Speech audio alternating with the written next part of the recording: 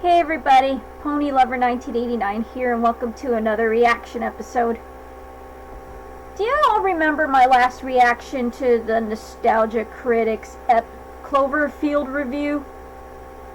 Well, it has reached 25 views, and I don't think anybody liked my reaction. So if you haven't seen my reaction to this review, check it out. Okay, to move things out of the way and forget this ever happened, I am now going to be reacting to the Nostalgia Critic reviewing the live-action Street Fighter movie that was released back in the 1990s. I have not seen the live-action Street Fighter movie, and I haven't seen the animated TV series yet, and I haven't seen Street Fighter 2, the movie, the anime film, but it has an really catchy insert song that appeared in Kake Nukeru Annie Song Medley as one of the best anime songs. Okay, with that out of the way, let's begin the reaction in 3, 2, 1, and let's begin. Vanguard. Well, at least you didn't mention Card Fight Vanguard and Vita Fusion vitamins. I always take my vitamin D. Sorry about that. Hello, I'm the Nostalgia Critic. I remember it so you don't have to. Well, an overwhelming amount of viewers have made it clear that there are two films that put the sin in cinematic shitmongering that I must address: Street Fighter and Mortal Kombat. And God can't tell you how much I don't want to review these suckers. If someone gave me a choice between sitting through these movies again and being crucified, I'd say, grab the nail gun. I hear there's a lumber sale at Home Depot's. Home Depot. They were best on the fighting games, Street Fighter 2 and Mortal Kombat, for violence and gore. Violence and gore had absolutely no disturbing side effects and are decent challenges. Is he drinking from a skull? These movies came out around the same time, so we got a double dose of disappointment that summer.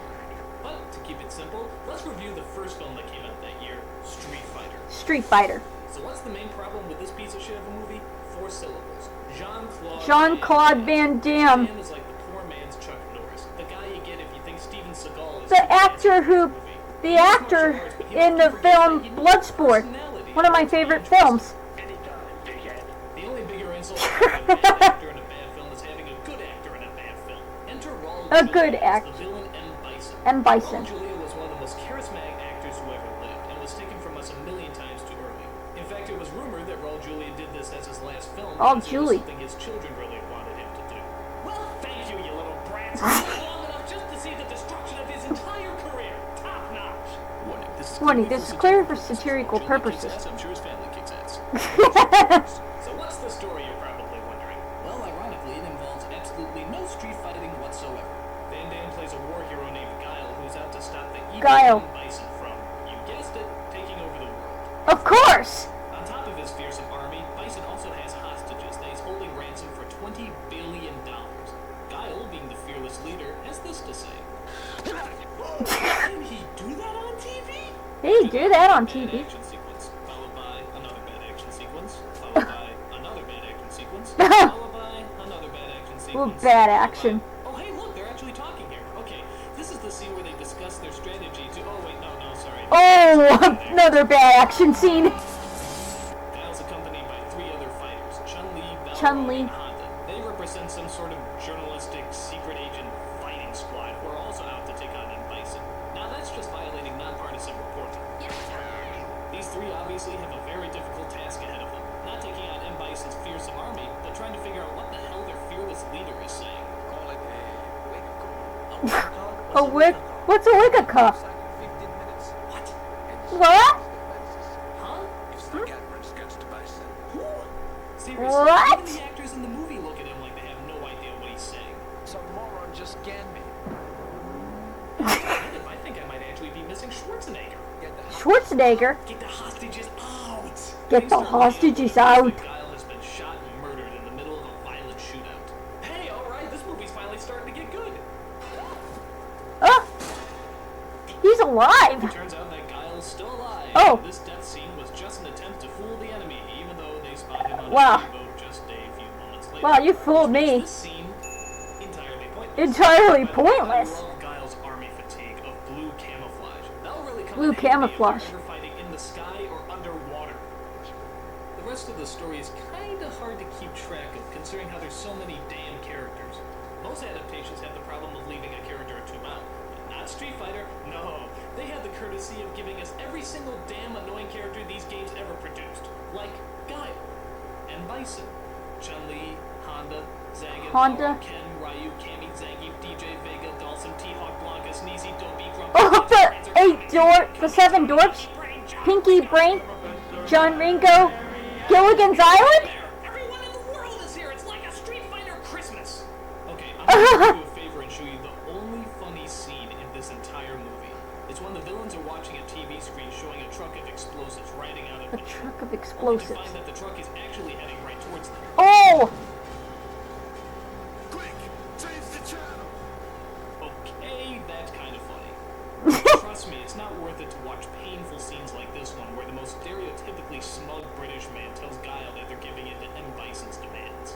Deliver these instructions to your troops. British. Consider yourself relieved of your command.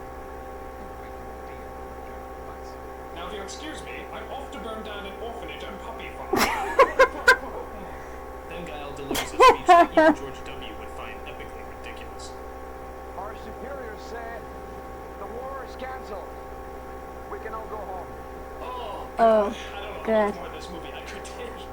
Bison is getting paid up for his crimes. And our friends will have died here. But we can all go home. Yes, very tragic. I got things to do, so I just... Meanwhile, ideals like peace, freedom, and justice, they get packed up. But we can all go home. Well, we would if you would stop yapping your trap. I'm not going home. No, don't do this to me, Van Damme. You said I could go home. I'm gonna get Bam on Bam. board, and I'm going to kick that son of a bitch Bison's ass. Heart of a poet. Heart of a poet. And who wants to go with me? No. Oh, Once the plot out, the billions going on here involves Guile's friend Blanca, who's transformed into a mix between the Hulk and one of those cavemen you see from the Geico commercials. You're joking. This is done by a scientist named Dhalsim, who's just a dead ringer for the Dhalsim in the video game. Dhalsim. Can you tell the difference? I sure can't. Actually, one of the strangest that doesn't parts look a of the thing movie like the involves one his from the appearance. game. The last time we see him, he looks like this, and then the next time we see him, he looks like this. What the hell happened? What One just minute he looks happened? like a scientist, the next he looks like the bald guy from 300. And the 300? movie never tells us why. Did he just bloom into a Yogi Indian warrior? Was he on his way to a Queequeg costume party? I mean, it makes no sense. Why? So after an onslaught of bad lines and lame action scenes, we finally get to the showdown between Guile and M. Bison. Granted, Bison's army is totally outnumbered and all they have to do is shoot him in order to end this stupid war. But nope, Guile wants to risk thousands of lives so he can show off his cool hand-to-hand combat moves. Okay. A 30-year-old Okay. heavyweight takes on a 50-year-old dictator? Gee, I wonder who's gonna win. What one. a shock. At some What point, a Bison shock. regenerates himself and is able to levitate throughout the room. Oh, so he flies up into the levitates? air and hits Guile straight on. And then, Oh. after that, he flies up into the air and hits Guile straight on. Again? It's the brilliant strategy of flying up in the air and hitting Guile straight on. I think Oh. finally the 12th time he does this, Guile gets an idea. Maybe he should hit him. Oh, a kick. Explosion. I think probably the strangest scene, and trust me, that's saying a lot, comes at the very end when Guile tries to rescue Blanca and Dhalsim. Blanca says he can't face the world looking how he does, so Dhalsim decides to look after him in the comfort and safety of a burning building. A burning building. What made them think they would be okay there? Guile even at one point says, This whole place is gonna go up. "Oh, it's a fixer-upper, but you can't beat that rent." Gee, I wonder how the armies feel knowing that Guile's best friend and an innocent scientist were lost in that explosion. I guess Oh. they're taking it pretty well. Horrible movie, sucks ass, next film. Yeah. Yeah. My skin has been Yeah, these characters in the live action film don't don't actually look exactly like the ones from the games, but I think it is a horrible film. Really horrible. I think it is a really horrible film. Anyway, that was my reaction to Nostalgia Critic Reviews the Street Fighter live action movie. I hope you enjoyed it. If you'd like me to react to more episodes like this, comment down below. Another reminder, if you want me to watch and react to an entire anime TV series Pokemon, comment down below. Also, if you like my reaction to this video, click a thumbs up, give this video a like, share, subscribe, click on the bell for notifications of what you want me to do next. Don't forget to follow me on X, DeviantArt, and Tumblr.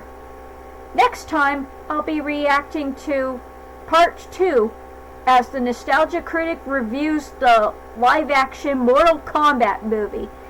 The movie that was released back in the 1990s. This is Ponylover1989, and I'll see you all next time. See you all later.